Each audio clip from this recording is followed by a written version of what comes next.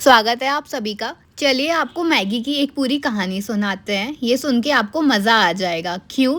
क्योंकि आपको पता है मैगी के आसपास एक पूरा फास्ट फूड इकोसिस्टम बन गया है, जिसने इंडिया में make in India quick meals culture को ही बदल के रख दिया है। मतलब मैगी ने सिर्फ टेस्ट नहीं बदला है, पूरी इकोनॉमी और खाने का कल्चर भी चेंज कर दिया है।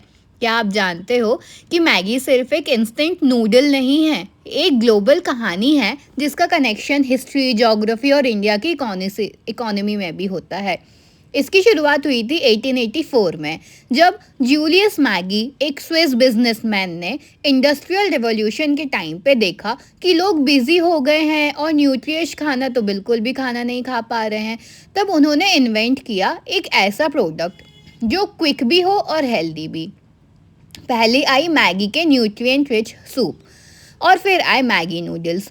दुनिया भर में ये प्रोडक्ट ऐसे फेमस हुआ, लेकिन जब 1983 में मैगी इंडिया आई, तब से इसकी रियल ब्लॉकबस्टर जर्नी शुरू हुई। उस समय इंडिया में फास्ट फूड का कंसेप्ट ऑलमोस्ट नहीं के बराबर था। लोग घर का बना खाना ही प्रेफर करते थे। पर मैगी ने 2 मिनट में तैयार होने वाली नूडल्स का आइडिया इंट्रोड्यूस किया, जो मम्मी के लिए इजी और बच्चों के लिए टेस्टी था। ये एक कल्चरल शिफ्ट था, जहां पहली बार किसी पैक्ड फूड ने इंडियन किचन में परमानेंट जगह बना ली थी। जोग्राफिकली देखा जाए तो मैगी ने हर रीजन का टेस्ट अडॉप्ट किया। नॉर्थ इंडियन में बटर मसाला मैगी, तो साउथ में कोकोनट करी वाली। अब बात करें इकोनॉमी की, तो मैगी ने इंडिया के फूड सेक्टर में रिवॉल्यूशन ला दिया। आज मैगी हर साल 4,000 करोड़ से ज़्यादा रेवेन्यू जनरेट करती है सिर्फ इंडिया में। और इसकी मैन्युफैक्चरिंग के लिए नेस्ले ने हिमाचल प्रदेश, उत्तराखंड, गोवा हर जगह फैक्ट्रीज बना के रख दी हैं। मैगी ने अपने आप को टाइम के साथ इवॉल्व भी किया है। पहले प्लेन नूडल्स, फिर आई वेजिटेबल आटा Maggi, oats Maggi, no onion garlic Maggi और कई सारे किड्स फ्रेंडली वेरिएंट्स भी आ गए।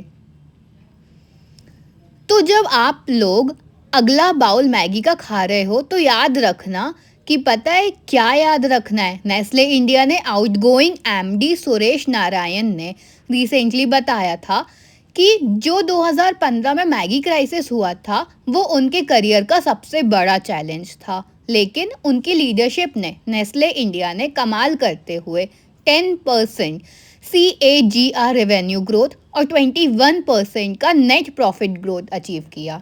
और फिर 2024-25 ने कंपनी का रेवेन्यू 20,000 करोड़ तक पहुंच गया, जिसमें मैगी, नेस्कैफे और किटकैट का बहुत बड़ा कंट्रीब्यूशन था। अब बात करें इकोनॉमी की, तो मैगी ने इंडिया में एक ज़बरदस्त इम्पैक्ट डाला है। हर साल 4,000 करोड़ से ज़्यादा की कमाई होती है और लगभग 3.5 करोड़ मैगी पैकेट रोज बिकते हैं।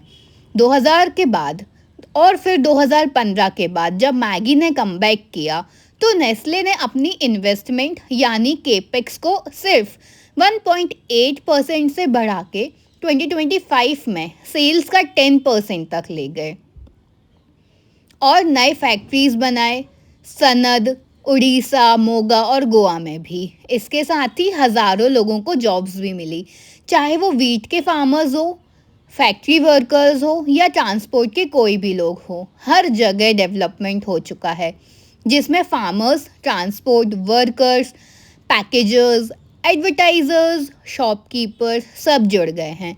इसने क्विक मील का मार्केट बनाया, जहां आज कॉम्पिटिटर्स जैसे yippee, टॉप रामेन भी या फिर ओट्स नूडल्स भी compete करते हैं। लेकिन मैगी का प्लेस अब भी सबसे टॉप पर ही है। मैगी ने अपने आप को टाइम के साथ इतना इवॉल्व कर दिया है कि इन सब से मैगी ब्रांड और भी ज़्यादा इंगेजिंग बन गया है। एक ग्लोबल फूड रिवॉल्यूशन है मैगी, इंडिया का कल्चरल आइकन और 4,000 करोड़ का इकोनॉमिक इंजन बन गया है, जो टेस्ट के साथ दुनिया भर का नॉलेज भी लाता है। सब कुछ एक छोटे से येलो पैकेट में। कैसी लगी आपको अपनी ये वाली कहानी?